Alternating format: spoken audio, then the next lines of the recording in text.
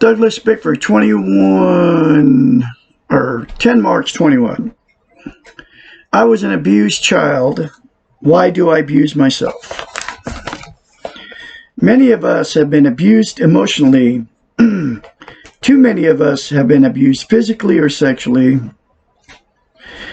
No, most of us have been abused emotionally. Most.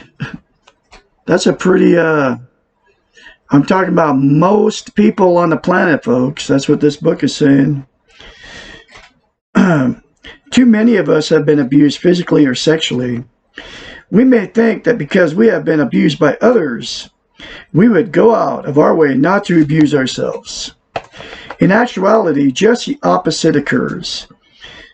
Abused children tend to grow up into abusive adults. This is a good example of how powerful our training has been. She keeps talking about training, okay? Comes from the churches, comes from the state, comes from the TV, comes from the radios and newspapers, comes from YouTube.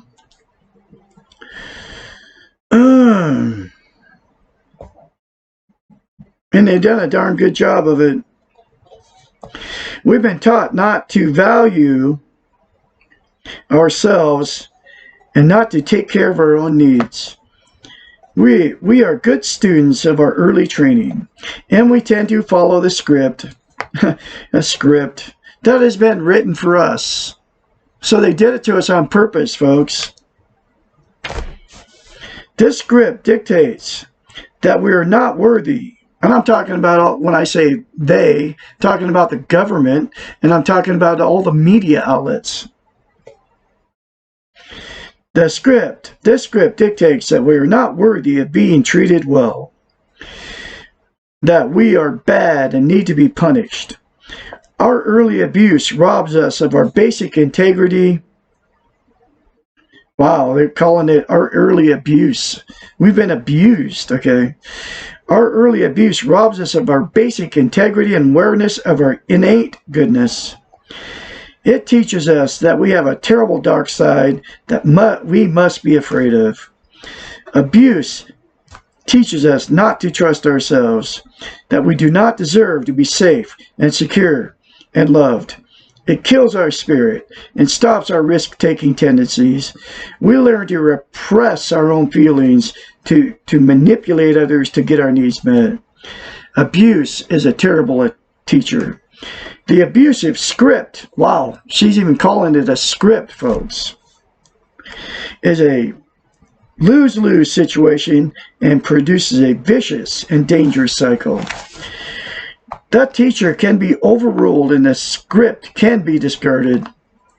This does not have to be a hopeless situation. The way out of this abusive cycle is to begin with the realization that you did not write this script.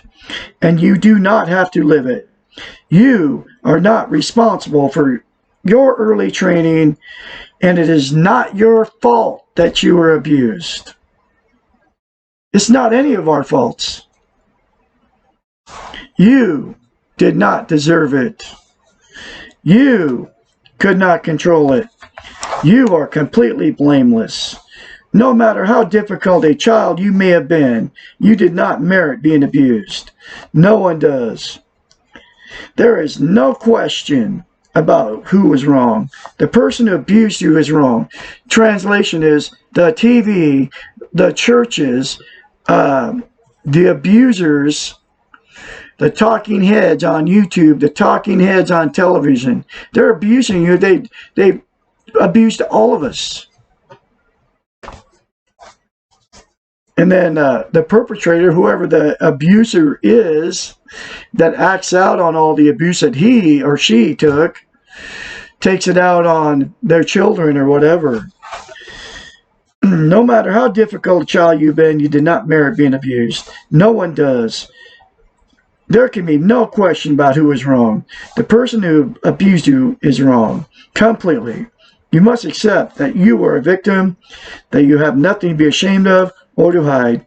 You do not have to forgive yourself for something that was not your fault. Let go of all the guilt. It's not yours. Repeat to yourself many times, it is not my fault, until you believe this. This is a critical first step. So say it over and over again, folks. If you were abused, or you may not even remember that you were abused as a child, sexually or emotionally.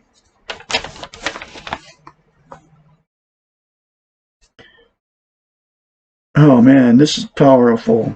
The second step out of the script is to recognize that you are good. No matter what you have done or what has been done to you, you are good. This goodness is innate. It came into the world with you, and it will leave with you unless you continue to deny it and act against it. Say to yourself many times, I am good. I am good. I'm saying it to me. Until you can feel the rightness of this. When you believe it, you will know it instinctively. You will become aware of your goodness, and this is a very powerful awareness. When you have completed these two steps, you will be ready to heal yourself. This healing process often begins with anger at the perpetrator of the abuse. The anger is healthy and not to be avoided. You get to be angry. Look at all you lost. You may need professional help to deal with this anger in a constructive way. You need to turn this anger outward, away from yourself. But you do not need to act on this anger directly to the perpetrator. You do not need to turn this anger into abusive behavior, or you'll be right back in your negative script. After the anger, forgiveness occurs. Understanding that develops your abuser, that your abuser was following a destructive script. With forgiveness comes letting go. Final step is becoming script free. You are responsible for your life. You are responsible for your own behaviors.